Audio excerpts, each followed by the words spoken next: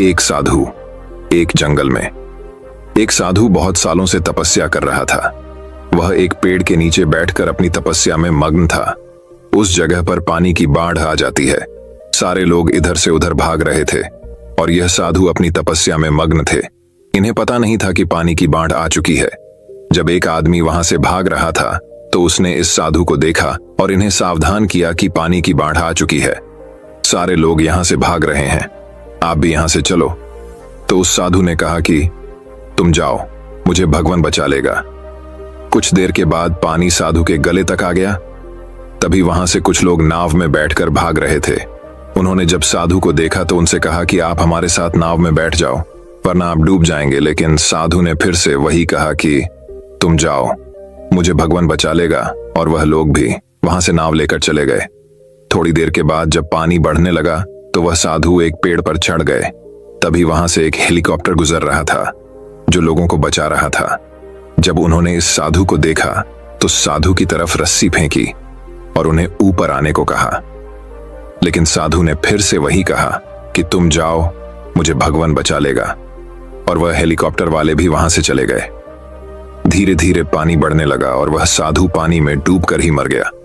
जब वो मरने के बाद भगवान के पास पहुंचा तो उसने भगवान से कहा कि मैंने आपकी इतनी तपस्या की, इतना आपको रात दिन याद किया, आपने मुझे बचाया क्यों नहीं? तो भगवान ने कहा, अरे बेवकूफ, तुझे बचाने के लिए 3 बार मैंने ही तो उन तीनों इंसानों को भेजा था। एक बार पैदल, दूसरी बार नाव लेकर और तीसरे बार हेलीकॉप्टर लेकर। इस कहानी से हमें यह सीख मिलती है कि भगवान हमेशा किसी न किसी को जरिया बनाकर भेजते हैं हमारी मदद करने के लिए, लेकिन हम अपने घमंड में उन्हें पहचान नहीं पाते हैं और ऐसे मौके हाथ से गवा देते हैं। तो दोस्तों चलिए अब हमारे दूसरे कहानी की शुरुआत करते हैं। दूसरी कहानी। ये गांव में एक व्यापारी रहता था। उसकी एक खूबसूरत बेटी थी। एक बार उसे व्यापारी पर बहुत ज्यादा कर्ज हो गया था और जिस आदमी से उसे व्यापारी ने कर्ज लिया था वो उसी गांव का था और बहुत ही घटिया आदमी था। तो व्यापारी उस आदमी का कर्ज चुका नहीं पा रहा था।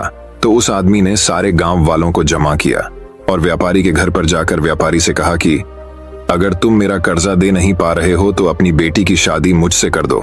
यह सुनने के बाद भी वह व्यापारी चुप रहा क्योंकि वो मजबूर था और ये सारी बातें घर में बैठी उस व्यापारी की बेटी सुन रही थी। थोड़ी देर के बाद उस आदमी ने गांव वालों और व्यापारी से कहा कि ठीक है, मैं एक थैली में सफेद और एक काला पत्थर डालूंगा और इसकी बेटी को थैली में से कोई एक पत्थर निकालना पड़ेगा।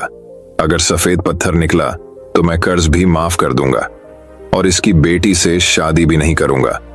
लेकिन अगर काला पत्थर निकला तो कर्जा तो मैं माफ कर दूंगा, मगर इसको अपनी बेटी से मेरी शादी करवानी पड़ेगी। व्यापारी की लड़की इस बात के लिए राजी हो गई और सारे गांव वाली भी। उस आदमी ने थैली के अंदर सबके सामने 2 पत्थर डाले, लेकिन बड़े ही चालाकी से उस आदमी ने दोनों ही पत्थर उस थैली में काले डाले थे और यह व्यापारी की बेटी को दिख गया था कि थैली के अंदर दोनों ही पत्थर काले थे। अब वह लड़की सोच में पड़ गई थी कि मैं जो भी पत्थर निकालूंगी वह काले ही पत्थर होंगे और अगर काला पत्थर निकला तो कर्जा माफ हो जाएगा, लेकिन मुझे उससे शादी करनी पड़ेगी।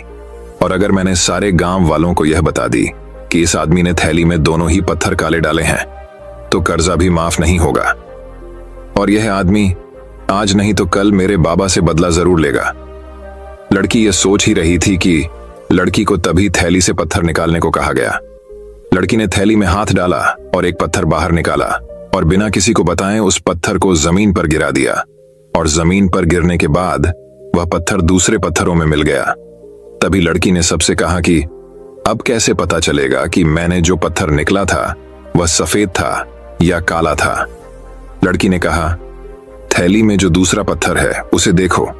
अगर थैली में सफेद पत्थर है तो मैंने काला पत्थर निकला था और अगर थैली में काला पत्थर है तो मैंने सफेद पत्थर निकला था और थैली में तो सिर्फ काले ही पत्थर थे।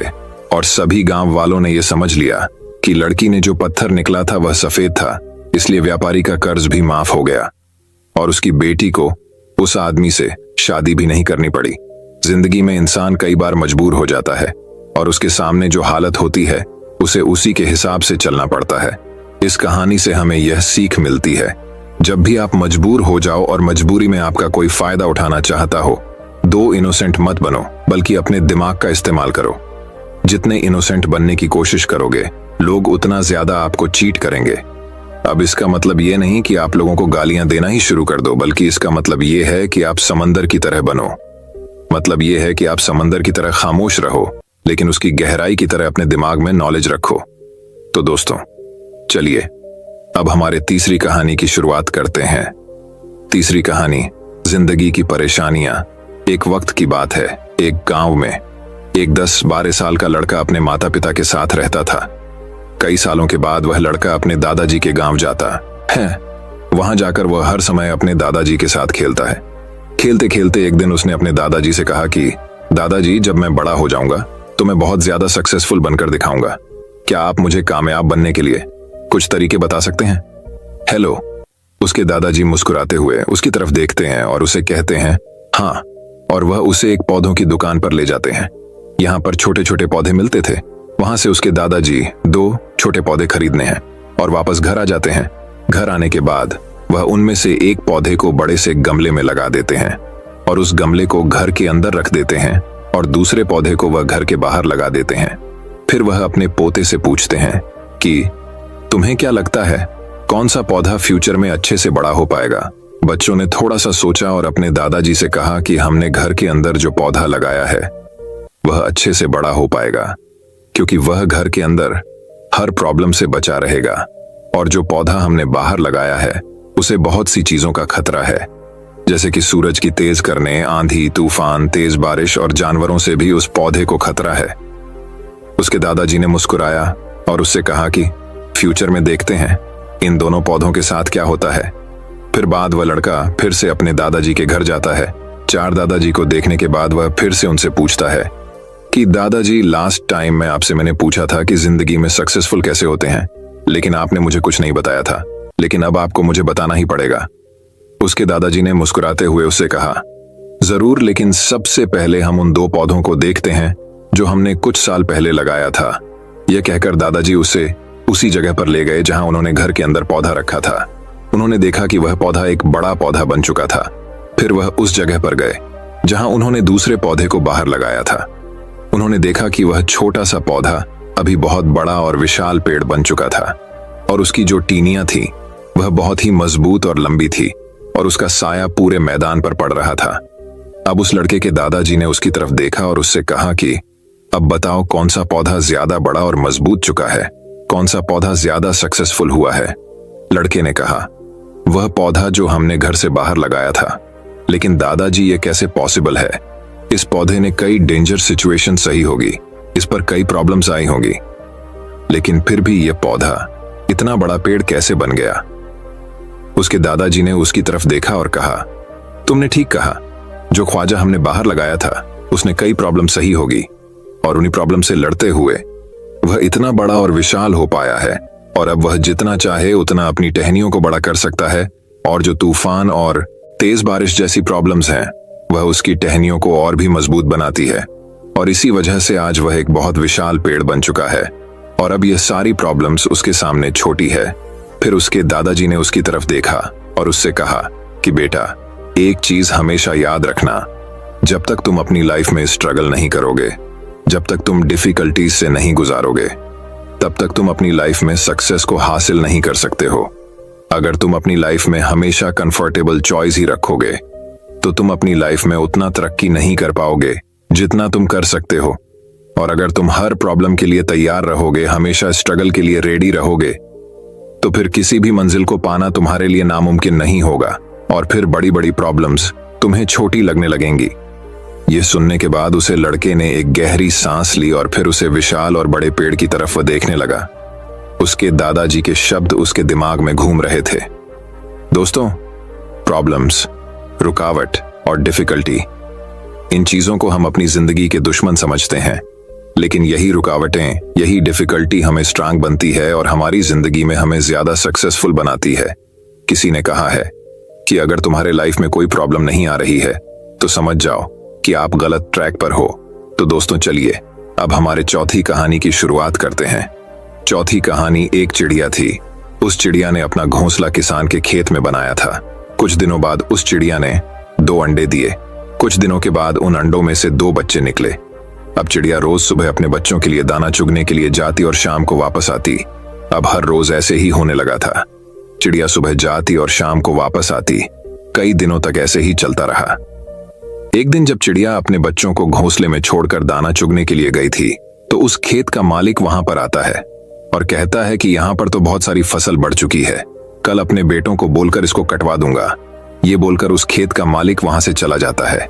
ये बात चिड़िया के बच्चों ने सुन ली थी। जब शाम को चिड़िया वापस आई, उसके बच्चों ने अपनी माँ से कहा कि आज खेत का मालिक आया था और वह कह रहा था कि कल अपने बेटों को बोलकर फसल कटवा दूंगा, और जब फसल कटेगी तो हमारा घोंसला भी टूट जाएगा। हमें आज ही अपना घोंसला यहाँ से ले जाना चाहिए। ये सब बातें चिड़िया सुनी और अपने बच्चों से कहा कि तुम दोनों बेफिक्र होकर सो जाओ, कल ऐसा कुछ नहीं होगा। और गजब की बात यह हुई, कल सच में ऐसा कुछ नहीं हुआ।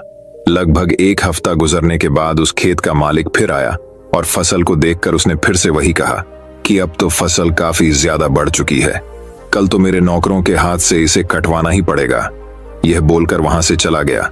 जब शाम को चिड़िया दाना चुग कर वापस आई, फिर से उसके बच्चों ने उसे कहा कि आज फिर से खेत का मालिक आया था और इस बार तो वह कह रहा था कि कल तो नौकरों के हाथ से फसल काटने ही पड़ेगी।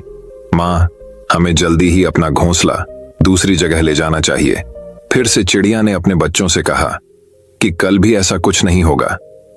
मेरे बच्चों, तुम बेफिक्र होकर सो जाओ। और कल सुबह सच में ऐसा कुछ नहीं हुआ। फिर लगभग 2 हफ्ते गुजरने के बाद उस खेत का मालिक फिर से अपनी खेत पर आया। उसने कहा कि अब तो कल आकर मुझे ही फसल काटनी पड़ेगी, और यह कहकर वो वहां से चला गया। फिर से जब शाम हुई और चिड़िया अपने घोंसले में आई, उसके बच्चे ने उससे कहा कि आज फिर से खेत का मालिक आया था और अब तो उसने यह कहा है कि कल वह खुद आकर फसल काटेगा। बस यह सुनने के बाद चिड़िया तुरंत अपने बच्चों समेत अपना घोंसला उठाकर बाजू के खेत में लेकर चली गई। जब दूसरा दिन निकला और सुबह हुई, तो चिड़िया के बच्चों ने देखा कि वह किसान अपने खेत की फसल काट रहा था। यह देखने के बाद में बच्चों ने अपनी माँ से पूछा कि वो आपको कैसे पता था कि वह खेत का मालिक आज पक्का फसल कटेगा, हालांकि इससे पहले भी वह 2 बार यही कह कर गया था। चिड़िया ने अपने बच्चों की तरफ देखा और कहा, बच्चों, मेरी बात को ध्यान से सुनना। ये जो इंसान है ना, जब तक अपने काम को 2 बार टालता नहीं है, तब तक उस काम को हाथ तक नहीं लगाता, फिर चाहे वह कितना भी छोटा काम हो। क्या चिड़िया ने अपने बच्चों से सही कहा? हाँ, बिल्कुल सही कहा। मैं आपको आपकी सबसे बड़ी प्रॉब्लम बताऊं। आपकी सबसे बड़ी प्रॉब्लम क्या है, क्या आपको पता है? तो मेरी बात को ध्यान से सुनना। आपकी सबसे बड़ी प्रॉब्लम यह है कि आपको लगता है कि आपके पास टाइम है। आप ऐसा सोचते हैं कि आपके पास बहुत वक्त है, जबकि इसका उल्टा है। आपके पास टाइम नहीं है, बल्कि आपको देर हो चुकी है। आपने बहुत टाइम कर दिया है, लोग कहां से कहां पहुंच गए हैं, और आप अभी भी वहीं बैठकर यही सोच रहे हैं कि आपके पास बहुत टाइम है। इन सब की एक ही प्रॉब्लम है, और वह है काम को कल पर टालना। और आज के दौर में हमारी यह आदत बन चुकी है। चाहे वह कितना ही छोटा काम क्यों ना हो, जब तक हम उसे कल पर नहीं टालते हैं, तब तक हमें सुकून की नींद नहीं आती। अब काम को कल पर टालते रहते हैं, यह कहकर कि आज मूड नहीं है, इस काम को कल देखेंगे, कल करेंगे, और वह कल कभी आता ही नहीं है। और हम उस काम को भूल जाते हैं। अपने दूसरे कामों में हम अपने दूसरे कामों में बिजी हो जाते हैं। और वह दूसरे काम कौन से हैं? रील्स देखना, सोशल मीडिया चलाना, फालतू के वीडियो देखना, जिन वीडियो का न सर होता है और न पैर, मतलब कि मीनिंगफुल बात तो कुछ होती ही नहीं है उन वीडियो में। इस तरह की वीडियो में हम ना जाने कितना टाइम बर्बाद कर देती है, और जो हमारे इंपॉर्टेंट काम होते हैं उन्हें हम भूल जाते हैं। और फिर जब हमें याद आता है आज ही हमें उस काम को करना पड़ेगा, उसके बिना हमारा दूसरा काम नहीं होगा, तब हम उस काम को करते हैं। मतलब यह है कि जब तक हमारे सर पर प्रेशर नहीं आता है, तब तक हम उस काम को टालते रहते हैं। काम को टालना ऐसा ही है जैसे क्रेडिट। जब हम कोई चीज क्रेडिट पर लेते हैं तो हम उस चीज का फायदा तो उठा लेते हैं, लेकिन 1 दिन के बाद, 2 दिन के बाद, हफ्ते के बाद या महीने के बाद हमें उसका बिल पे करना पड़ता है। तो दोस्तों, चलिए अब हमारे 5वीं कहानी की शुरुआत करते हैं। 5वीं कहानी, लोग क्या कहेंगे। एक बार की बात है, एक बाप और बेटा अपने गधे के साथ अपने गांव की तरफ जा रहे थे। बाप ने अपने बेटे को गधे पर बिठाया हुआ था और खुद गधे के साथ पैदल चल रहा था। थोड़ी देर के बाद जब वह दोनों किसी गांव से गुजर रहे थे, तो कुछ लोगों ने उन्हें देखा और उन्हें देखकर कहा कि कैसा बेटा है जो खुद गधे के ऊपर बैठा हुआ है और अपने बुजुर्ग आप को पैदल चल रहा है। लोगों की यह बातें सुनने के बाद बेटा गधे से नीचे उतर गया और उसने अपने बाप को गधे के ऊपर बिठा दिया और फिर से दोनों अपने गांव की तरफ चलने लगे। थोड़ी देर के बाद फिर से जब वह दूसरे गांव से गुजर रहे थे तो उसे गांव के लोगों ने भी उन्हें देखा और कहा कि कैसा बाप है जो खुद गधे के ऊपर बैठा हुआ है और अपने मासूम से बेटे को पैदल चल रहा है। लोगों की यह बात सुनने के बाद आप भी गधे से नीचे उतर गया और अब गधे पर ना ही बाप बैठा हुआ था और ना ही बेटा, और वह दोनों बाप बेटे पैदल चल रहे थे। अब वह दोनों भी चलते चलते जंगल के रास्ते में पहुंच जाते हैं। उसी रास्ते से कुछ और भी लोग गुजर रहे थे। जब उन लोगों ने इन दोनों बाप बेटे को देखा और उन लोगों ने देखा कि उनके पास एक गड्ढा भी है और फिर भी यह दोनों पैदल चल रहे हैं, तो उन लोगों ने इन्हें देखकर कहा कि कैसे बेवकूफ लोग हैं कि इनके पास गधा होने के बाद भी ये दोनों पैदल चल रहे हैं। अब लोगों की यह बात सुनने के बाद वह दोनों भी आप और बेटे उसे गधे के ऊपर बैठ गए और अपने गांव की तरफ चलने लगे। लेकिन फिर से थोड़ी दूर जाने के बाद लोगों ने जब इन दोनों बाप बेटे को गधे के ऊपर एक साथ बैठा हुआ देखा तो कहने लगे कि कैसे इंसान है जो दोनों ही एक साथ उस बेचारे कमजोर गधे के ऊपर बैठे हुए हैं और उसे गधे की जान निकल रहे हैं। इन दोनों के अंदर जरा भी दया नहीं है। अब यह सुनने के बाद दोनों बाप बेटों का दिमाग खराब हो गया और वह समझ गए कि अगर हम इन लोगों की बातें सुनते रहेंगे तो हम कभी भी अपनी मंजिल पर नहीं पहुंच पाएंगे। दोस्तों, हमें इस कहानी से ये सीख मिलती है कि लोगों की बातों पर ध्यान मत दो। जितने लोग हैं उतनी बातें होती रहेगी और हम इस दुनिया में सभी को खुश नहीं कर सकते। इसीलिए जो आपको सही लग रहा है, जिसमें आपका फायदा है, उस बात का अपने दिमाग के आधार पर सही डिसीजन लो। लोग आज कुछ कहते हैं तो कल कुछ और। इसीलिए हमें लोगों पर नहीं बल्कि अपने काम पर ध्यान देना है, अपनी मंजिल पर ध्यान देना है और आगे बढ़ते रहना है। अगर हम इसी तरह लोगों की बातें सुनते रहे तो हम कभी भी आगे नहीं बढ़ पाएंगे और उनकी बातों में उलझ कर रह जाएंगे। तो दोस्तों, चलिए अब हमारे छठी कहानी की शुरुआत करते हैं। छठी कहानी, राजा और पत्थर। एक बार एक राजा ने अपने राज्य के एक रास्ते में बड़ा सा पत्थर रखवा दिया और खुद जाकर एक बड़े से पेड़ के पीछे खड़ा हो गया और छुपकर उस रास्ते पर नजर रखने लगा, यह देखने के लिए कि कौन उस बड़े से पत्थर को रास्ते से हटता है। थोड़ी देर के बाद उस रास्ते पर कुछ लोग आते हैं और उन लोगों को जब रास्ते पर एक बड़ा सा पत्थर दिखता है तो वह लोग रास्ता बदल देते हैं और दूसरी रास्ते से चले जाते हैं। फिर थोड़ी देर के बाद उसे रास्ते पर राजा की राजमहल की जो काम करने वाले थे वह आते हैं और वह भी जब इस बड़े से पत्थर को देखते हैं तो बिना उस पत्थर को रास्ते से हटाए वो सब वहां से पलटकर चले जाते हैं और उल्टा राजा को ही बुरा भला कहना शुरू कर दिया और बोले कि राजा अपने राज्य का काम ठीक से नहीं कर रहा है, इतने बड़े बड़े पत्थर रास्ते पर पड़े हुए हैं, राजा को इसको हटाना चाहिए। लेकिन राजा का इसके तरफ ध्यान ही कहाँ है। यह कहकर वह वहां से चले जाते हैं। फिर थोड़ी देर बाद उसे रास्ते पर एक सब्जी वाला आता है जिसके कंधे पर सब्जियां थीं, और जब वह बड़े से पत्थर को देखा है तो वह अपने कंधे से सब्जियों का टोकरी रखकर उसे पत्थर को हटाने की कोशिश करता है और बहुत मेहनत के बाद वह सब्जी वाला उस बड़े से पत्थर को रास्ते से हटा देता है।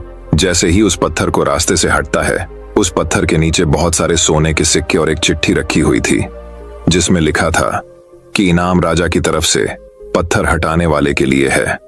और यह सब होते हुए पेड़ के पीछे से राजा खुद देख रहा था। राजा उस आदमी के पास जाता है और उस आदमी को राजा अपने महल का सबसे खास आदमी बना लेता है। इस कहानी से हमें यह सीख मिलती है कि हमारे रास्ते में आने वाली परेशानियां, रुकावटें और मुश्किलें हमें बेहतर करने और आगे बढ़ने का मौका देती हैं। इसीलिए जिंदगी में जब भी ऐसा मौका मिले तो उस मौके को अपने हाथ से गंवा मत।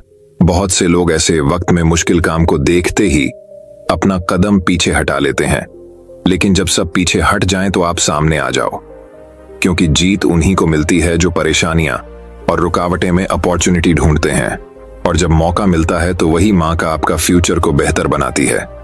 तो दोस्तों, चलिए अब हमारे 7वीं कहानी की शुरुआत करते हैं।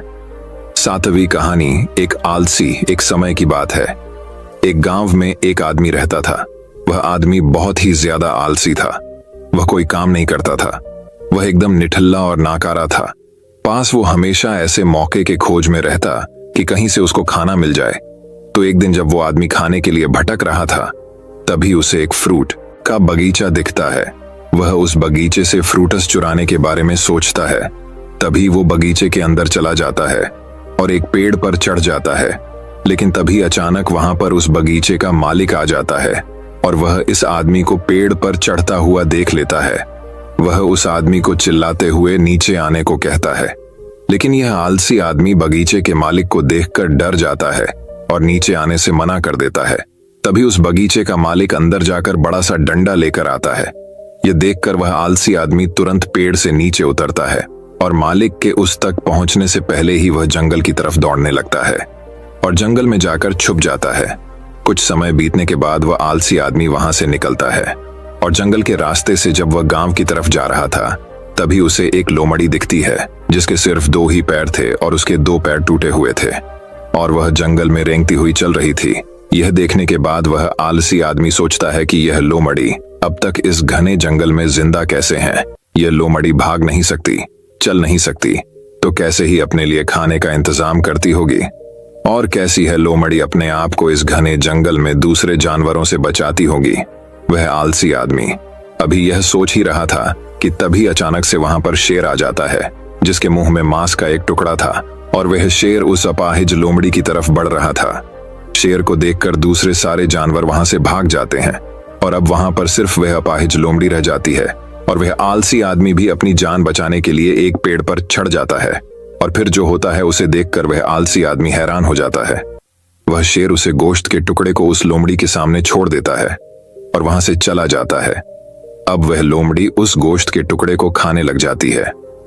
आलसी आदमी यह देखकर हैरान हो जाता है और ऊपर वाले का प्लान देखकर वह मन ही मन खुश भी हो जाता है। और तभी वह सोचता है कि ईश्वर के पास सबके लिए कोई ना कोई प्लान होता ही है और अगर ईश्वर के पास इस लोमड़ी के लिए प्लान है तो जरूर मेरे लिए भी उसके पास कोई ना कोई प्लान जरूर होगा।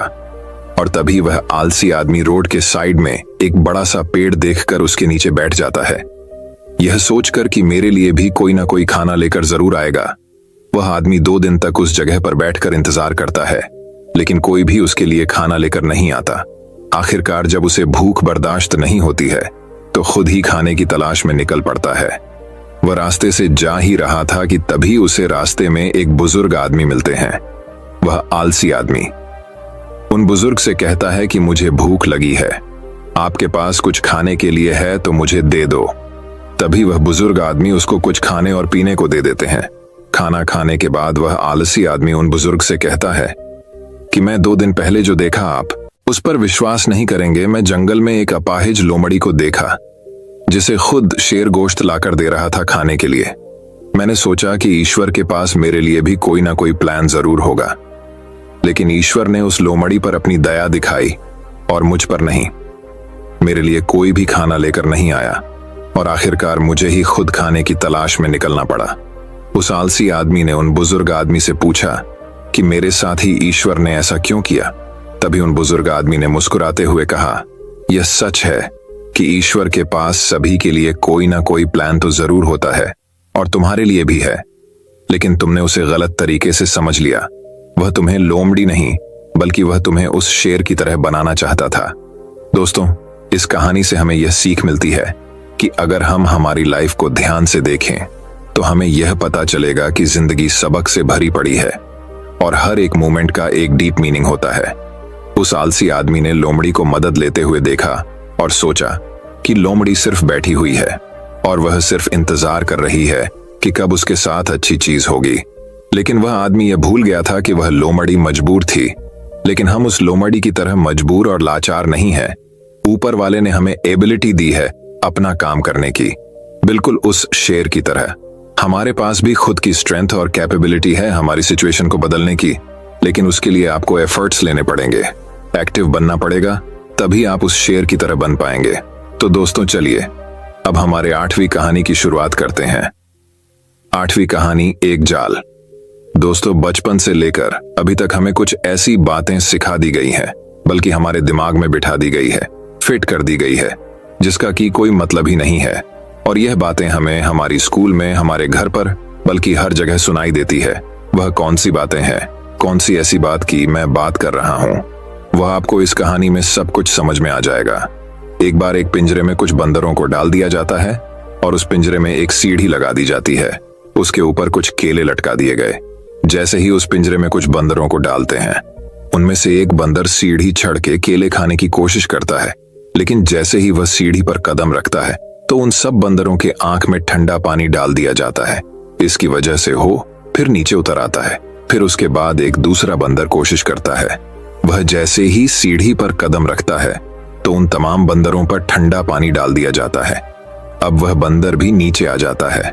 सारे बंदरों को अब यह बात समझ में आ जाती है कि सीढ़ी पर चढ़ते ही हमारे ऊपर ठंडा पानी डाला जाता है। फिर कुछ समय बाद उस पिंजरे में से एक पुराने वाले बंदर को निकालकर और एक नए वाले बंदर को डाल दिया जाता है। नया वाला बंदर जैसे ही पिंजरे में जाता है तो उस केले देखता है और वह बंदर केले खाने के लिए सीढ़ी पर जैसे ही कदम रखता है कि सारे बंदर मिलकर उसकी पिटाई कर देते हैं। बंदर को यह बात समझ में नहीं आती है कि मेरी पिटाई क्यों हुई, इसके पीछे क्या वजह है। बंदर को कुछ समझ में नहीं आता है। फिर थोड़ी देर के बाद उस पिंजरे में से एक पुराने वाले बंदर को निकाल दिया जाता है और फिर एक नए वाले बंदर को डाल दिया जाता है। और उस बंदर को भी जैसे ही पिंजरे में डालते ही उसे केले दिखते हैं और वो जैसे ही उसको खाने के लिए सीढ़ी में चढ़ने की कोशिश करता है तो सारे बंदर मिलकर उसकी धुलाई कर देते हैं। और धुलाई करने वाले बंदरों में से वह बंदर भी शामिल होता है जो पिछली बार पीटा गया था। इसको भी पता ही नहीं था कि मेरी पिटाई क्यों की गई है, और इस बार उसने भी सारे बंदरों के साथ मिलकर उस नए वाले बंदर की पिटाई कर दी। तो फिर धीरे धीरे करके उस पिंजरे में से सारे पुराने वाले बंदरों को निकाल दिया जाता है और उसमें सारे नए बंदरों को डाल दिया जाता है। अब उस पिंजरे में सारे नए बंदर थे और उस पिंजरे पर जो बाल्टी रखी हुई थी ठंडे पानी की, वह भी हटा दी जाती है। पर अब जब भी कोई नया बंदर को उस पिंजरे में डाल रहे थे, अब वह नया बंदर जैसे ही केले खाने के लिए सीढ़ी में अपनी पैर को रखता है, वैसे ही सारे बंदर मिलकर उसे नए बंदर की धुलाई कर देते हैं।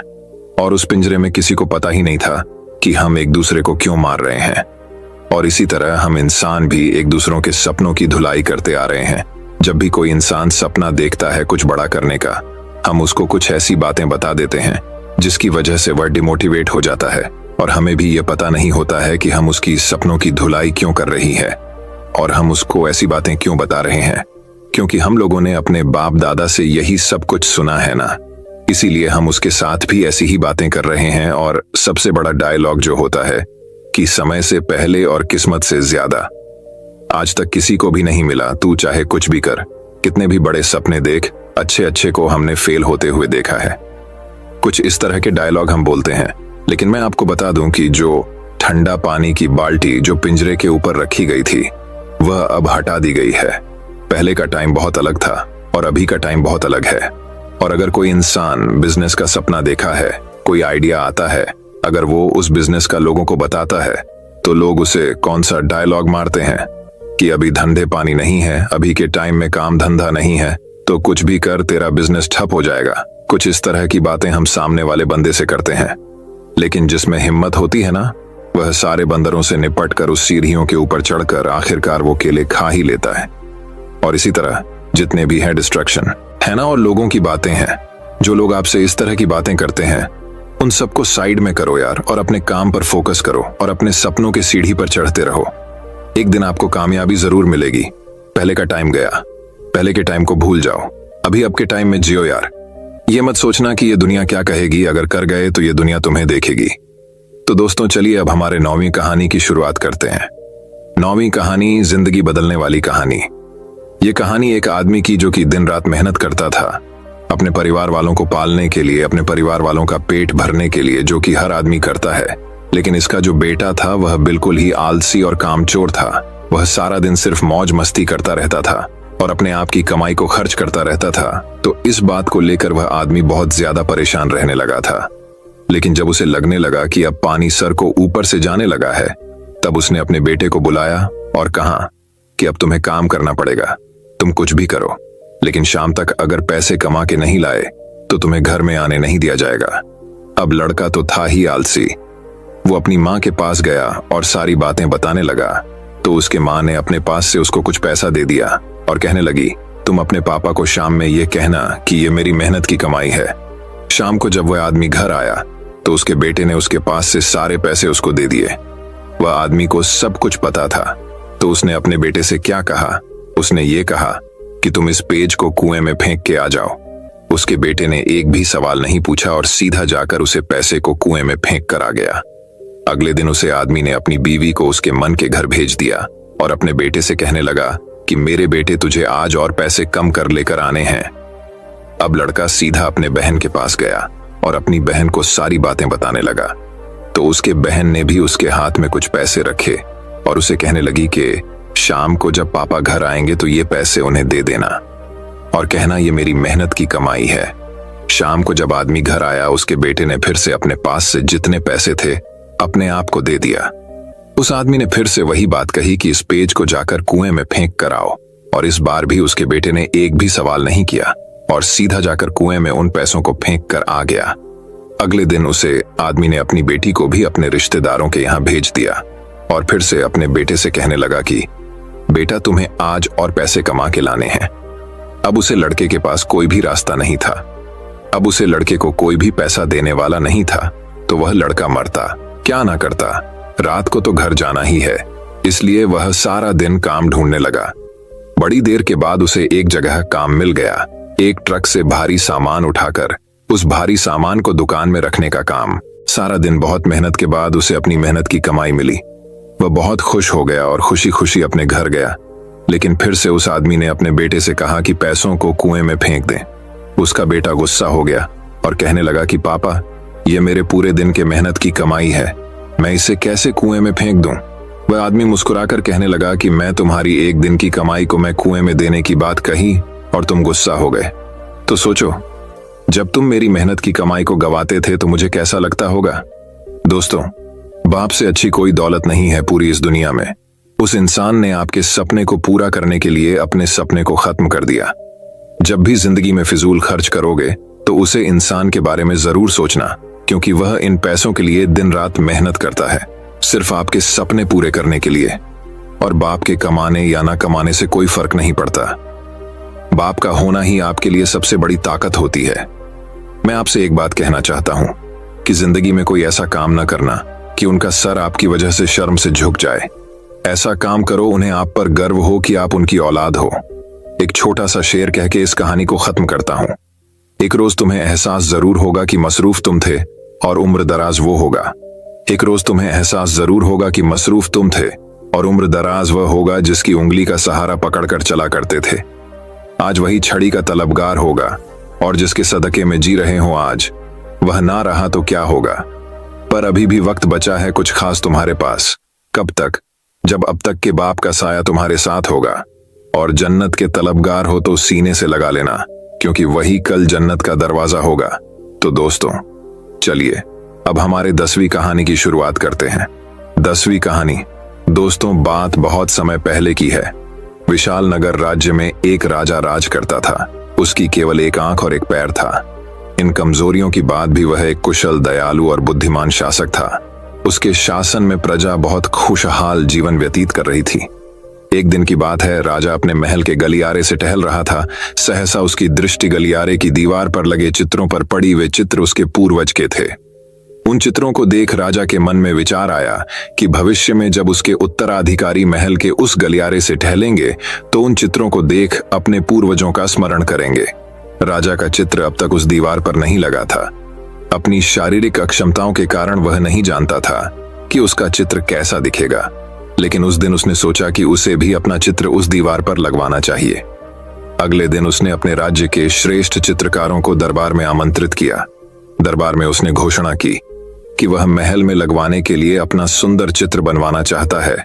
जो उसका सुंदर चित्र बना सकता है वह चित्रकार आगे आए। चित्र जैसा बनेगा वैसा ही उस चित्रकार को इनाम दिया जाएगा। दरबार में उपस्थित चित्रकार अपनी कला में निपुण थे, लेकिन राजा की घोषणा सुनने के बाद वे सोचने लगे कि राजा तो काना और लंगड़ा है, ऐसे में उसका सुंदर चित्र कैसे बन पाएगा। चित्र सुंदर नहीं दिखा तो हो सकता है राजा क्रोधित होकर उन्हें सजा दे दे।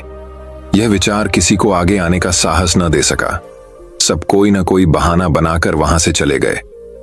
वहां मात्र एक युवा चित्रकार खड़ा रहा।